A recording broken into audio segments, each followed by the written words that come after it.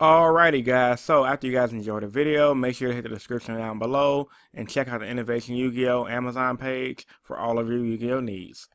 What's going on everyone? So in today's video, I'm here with Master Swag King, and we're going to talk about the potential November ban list. Konami did hint at us that we're going to get a ban list no sooner than November. So with that being said, I thought this would be a perfect time to give you guys some predictions. So as I always tell you guys, without further ado, let's begin. Starting out by saying new round of the giveaway is up. To be part of the giveaway, all you guys got to do is a few things. Leave a like on this video, a comment in the comment section down below, subscribe to me and Master Swag King, and yeah, that way you'll be entered into the giveaway. Giveaway when it will be announced the first week of November. So yeah, Master Swag King, with the recent events of Spirals just completely dominating the YCS over in Dallas for 2017. Let's just get straight to the point. What card on the deck you think should get hit and why?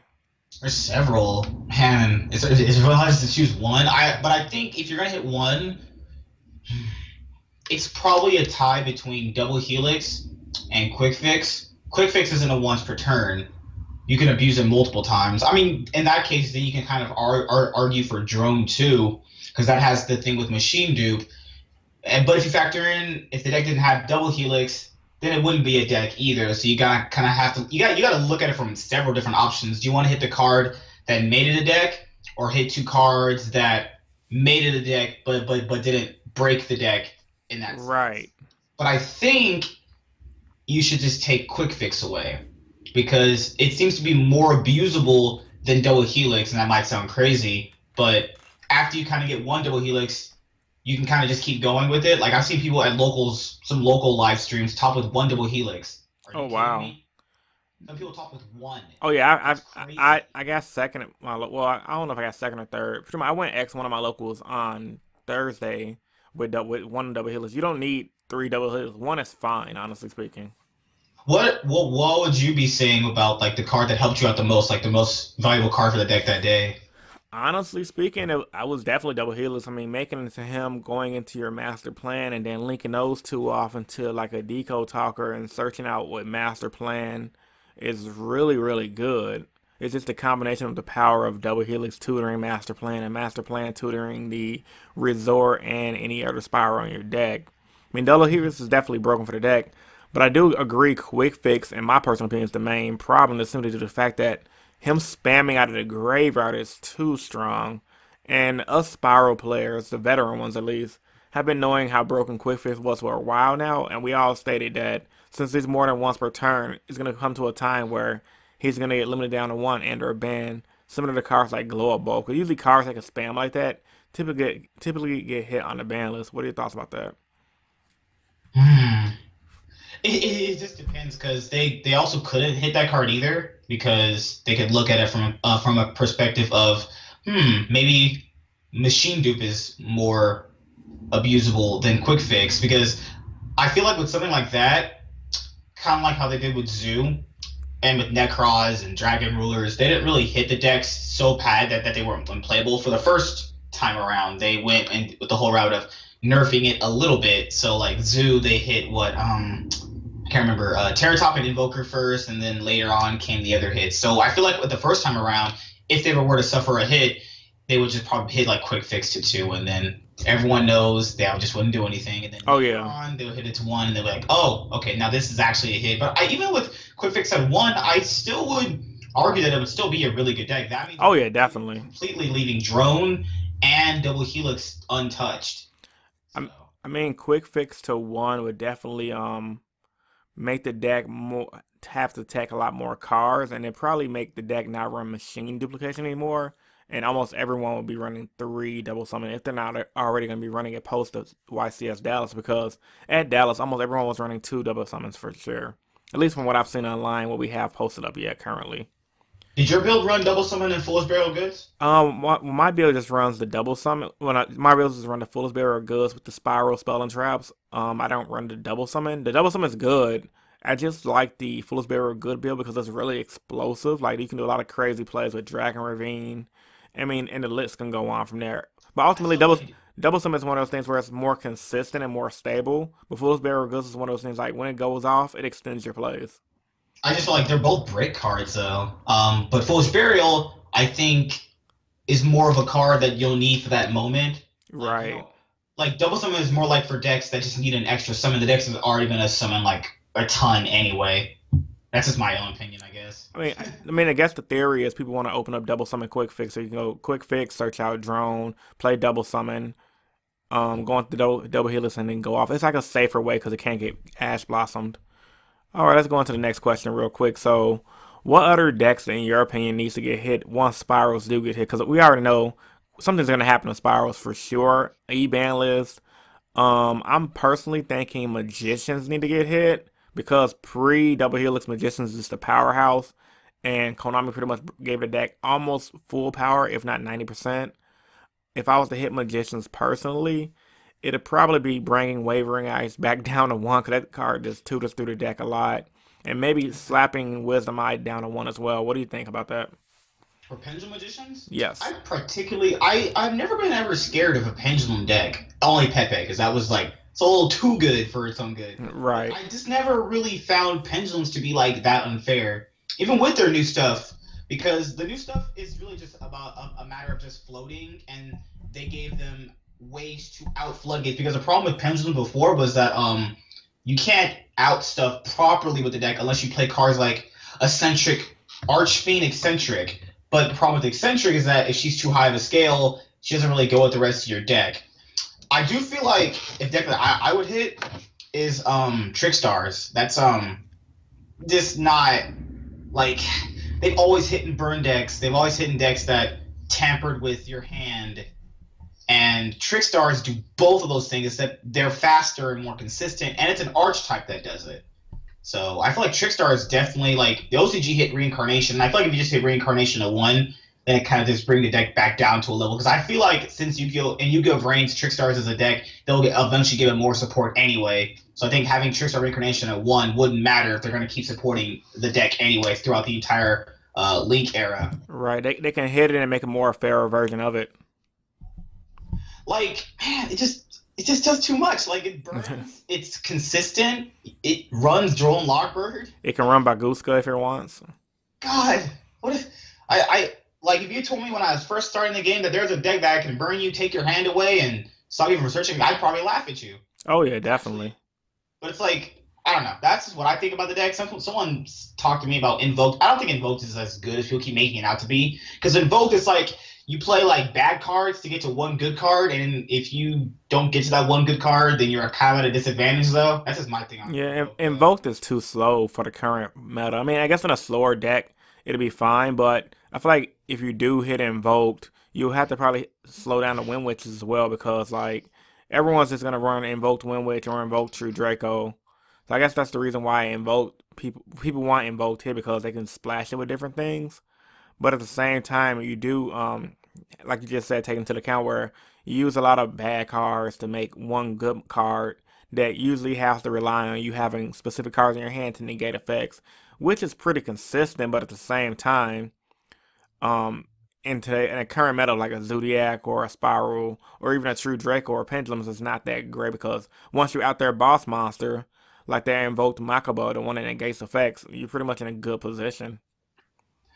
Like it's even the thing with Wind Witches too. Like Wind Witches, you got to play bad cards. Like okay, there's Wind Witch, Glass Spell, Ice Spell, Synchro, the other cards. You're playing like two bad ones to get to one good card, but other decks can just get to one good card with like one card without having to play other bad cards to get to that one good card. Right. So like you're playing a deck that's mix of a bunch of engines it's consistent, but it's gonna be less consistent than the deck that just can like spirals that that can just go kind of off when it needs to. Right. Almost every hand is a good hand.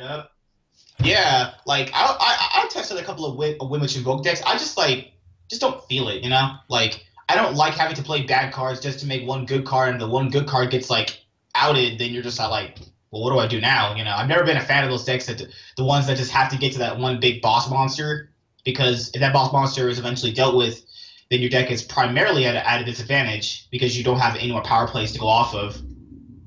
Yeah, I feel you. Definitely. Okay, so what do you think about True Draco? So Draco, I Yeah, just haven't felt. Nah, they're just not as good with I still Dynamite Knuckle. I still think Masterpiece needs to get hit to one or something. Masterpiece is still a real strong card. Like once again, take me back to me playing at locals on Thursday. The only reason I beat this True Draco player, he playing True Draco Invoked. And the only reason I beat him is because of how broken Spirals is. But Masterpiece is still a powerhouse. Like him being unaffected, him popping on your opponent's turn is just too good, and he has a high attack power. I think people forget that they technically made Masterpiece better. The problem with Masterpiece during Zoo format was kaiju's. There are people, everyone would make kaiju's for it. With Kaiju Slumber being at one, that kind of makes Masterpiece a whole lot better, given the fact that a lot of people just aren't going to play Kaiju's anymore. Because a lot of people haven't been, because Slumber was another way that you could access Kaiju's and have a board wipe at the same time. I've just seen consistent enough Kaiju's out of people's side decks. But I feel like now, since Spirals are a meta deck, I feel like they could come back. But I don't even feel like Kaiju's would also be a problem with Spirals either, because like let's say you out one boss monster kid, they're just gonna put another one on board. It's not like with Zoo where like they put out one boss monster and you have to deal with that one to win the game. Spirals, you're dealing with like 5 boss monsters, Right. and they gave us less board wipes. They hit the board wipes, so yeah, we're just at a weird impasse in the game where technically the hits on the ban list made the deck that we're going to face now 10 times better than it probably should have. Now, imagine playing Spirals with 2 Dark Holes and 3 Kaiju Slumbers. They made sure they didn't do that because they took those cards away from us. Right. And So they now we have to play against Spirals with what? What do we have to use against Spirals? The person that was on YCS Dallas said he didn't win his match because he didn't open hand traps. oh yeah, Marcelo, yeah. Yeah, isn't that crazy? Yeah, Now it imagine was playing nuts. hand traps and those board wipes. Yeah, it's Different insane. story. But as far as back to True Draco, because you kind of got off sidetracked a little bit. You think Masterpiece is completely fair in a format Yeah. where Spiral gets hit? Do you think Masterpiece is still fair or no? I don't want to use this as an argument, but if our Konami decided it wasn't a hit, then we got to kind of go with it. I just, Okay. like, I feel like Draco Fighter being hit kind of was enough. I felt Okay. like if you put enough of him on board, I think he was a more of an issue because you saw more of him because people were already taking away Masterpiece out of their main deck. Like people were only playing like one, actually, anyways. At a certain Right. point. So I mean, like, was he really the problem at a certain point? I think people just get a little bit of a, oh my gosh, it's towers. Well, we didn't have Kaiju's when the actual towers is here. Now we have Kaiju's when another towers card is here. He was a lot more easily dealt with. So I say Masterpiece. I think 2 Masterpiece is fair. I think 3 is just a little bit too much. Like, I don't know. Masterpiece is one of those weird cards that just determines on what type of format he is going to be in. I feel you. I mean, I disagree. I think he's too broken. I want him either at one or banned, but that's neither here or there. And I guess the last deck I want to talk about what may need to get hit. What do you think about ABC? I think honestly ABC is fine. But some people Very, think very good. think it might be get broken. All right, so outside of those decks, I mean we have our decks that we think need to get hit. Since you do the market watches, how do you think the market's gonna be post Dallas now that Dallas is over, and pre banlist season? Because we are getting a banlist extra quick. I mean we just got Double Helix released like about a week ago. So how do you think the market is Mhm. gonna fluctuate from now up until the potential banlist? It's so weird though. The market could go in like several different directions. It could be all cards prefer that spirals and trickster decks and invoke deck we seen top go up, or the stuff from circuit break go down because people realize, okay, this is what we need to play, and there's already a massive quantity of it. But then you realize there's not a massive quantity of it yet because circuit break doesn't have its special edition yet. I think that double helix could I don't know, actually. Uh, You're at this weird impasse of there's a ban list coming, but then you have your desktop, so cards could go up, but people know the cards potentially could get hit given the right. ban list is coming in a month. Or I potentially, feel they like said no sooner than November, so it can be any time, honestly speaking. could literally mean the 31st of November. Right, or it could literally mean November 2019. They say no sooner. They didn't say it was coming exactly in November, so I hate when It Konami could hit be us with that. tomorrow. I Yeah, mean, that's like, true. imagine buying your spiral deck for. I mean, spirals don't actually cost that much money anyway, don't they? It's Well, like. nowadays they do. Her agent's almost like in his 30s or 40s. I don't know what he's looking at right now. Mm. I think Double Helix has potential to go down only when the Circuit Break Special Edition comes out because we technically get that's technically a reprint and you technically get Right. more of them. I think Firewall is gonna stay at like 40 to 50 until like it gets another reprint. Or it gets that starter date reprint special. Man, I gotta Common stop that car. Firewall Dragon. That'd be hilarious. But and then you realize that Firewall Dragon's got a brother. It's called Security Dragon. It does the same thing. Literally, it does. It's coming out. I never heard of that card. What does it do? Security Dragon, it pretty much does the exact. I can't remember the name right off the top of my head, the effect right off the top of my head right now. But you go on like organization, you read the effect. It's generic, just like Cyber, just like Firewall Dragon. Blade does the exact same thing. So I mean, Oh, wow. I'm going to look it up real fast. Give me 1 second. and then Barrel Load Dragon is a card I can see going down because people talk about that and evenly matched. Evenly matched will go down because I don't think evenly matched is that good of a card. Oh, no. That card, Right now.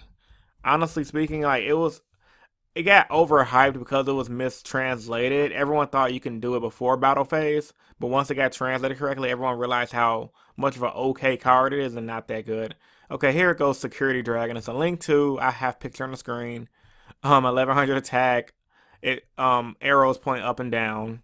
Effect pretty much reads once while face up on the field. If this card is co-linked, you can target one monster your opponent controls and return it to the hand. You can only have to use this effect Security Dragon once per turn. So it says once by. I mean, it's okay. It's not the same thing as Firewall Dragon. It's just okay. But I see what you mean. It's kind of similar to this effect. The big takeaway is he doesn't have that special summon from the hand effect. But overall, the market is gonna fluctuate. Like I said, I think spirals will go up. Everyone's gonna sell a deck, but I don't think. I think they're gonna go down a little bit because everyone's gonna be scared to. Everyone's gonna try to sell a deck. People are gonna buy it, but no one's gonna buy into it because they personally feel like with a potential ban list coming up, they're gonna lose out on money. And moving forward, once Konami give a slap on the wrist, everything's gonna shoot back up in price. I think Trickstars have a potential to go up too, just Oh, because they were the deck that almost won. Trickstars and Invoked because they all did make top 32. I feel like Reincarnation will go up in price. I don't know if the other Trickstar cards will because they were tanking before the YCS, but you probably could see them stabilize now because people need to realize Trickstars is just a good deck. Right. Like people always complain that it only does like one or two things. Well, those one or two things are gonna. It doesn't matter if you can't stop those one or two things. You're gonna lose. Yep. And Burn. you can know what a deck does. If you don't stop it, it doesn't matter. Yep. Burn, baby, burn. But all right, man. That's my Banlist predictions. Well, our Banlist predictions for the up and coming November potential ban list. Post your thoughts and opinions about this video in the comment section down below. And while you're also in the comment section down below, make sure you subscribe to Master Swag King. He's on that road to 1K subscribers, so let's help him get there. Help him get there. So anyway, man, this is Innovation Yu-Gi-Oh! And Master Swag King, and we're signing out. Peace. Bye.